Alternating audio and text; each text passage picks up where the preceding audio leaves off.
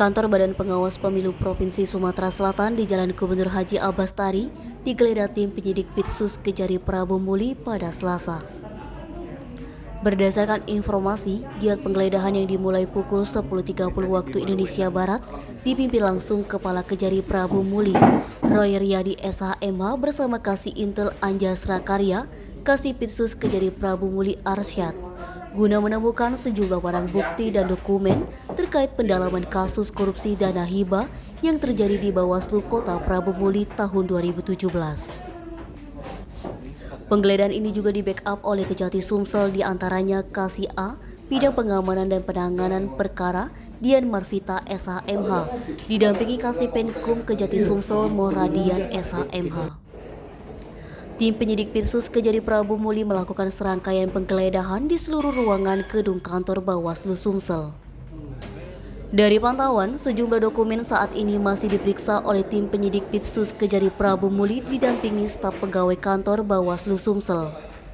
Diketahui, tim penyidik Pitsus Kejari Prabu Muli memeriksa sebanyak 2 kontainer berisi berkas dokumen yang ditemukan di gudang bekas gedung auditorium ruang rapat Bawaslu Sumsel.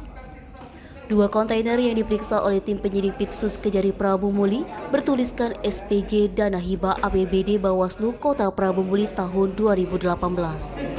Dari informasi yang dihimpun, penggeledahan oleh tim penyidik Pitsus Kejari Prabu Muli dalam rangka menemukan barang bukti pendalaman kasus dugaan korupsi dana hibah Bawaslu Kota Prabu Muli pada tahun 2017 sampai 2018.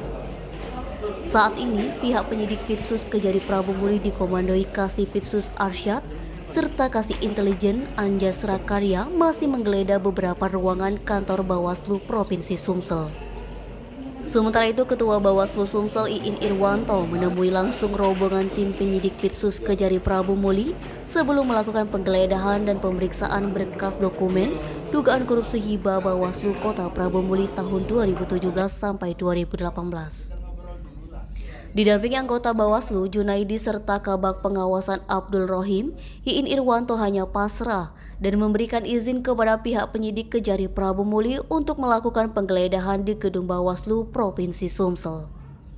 Fadli, Sumeko TV melaporkan.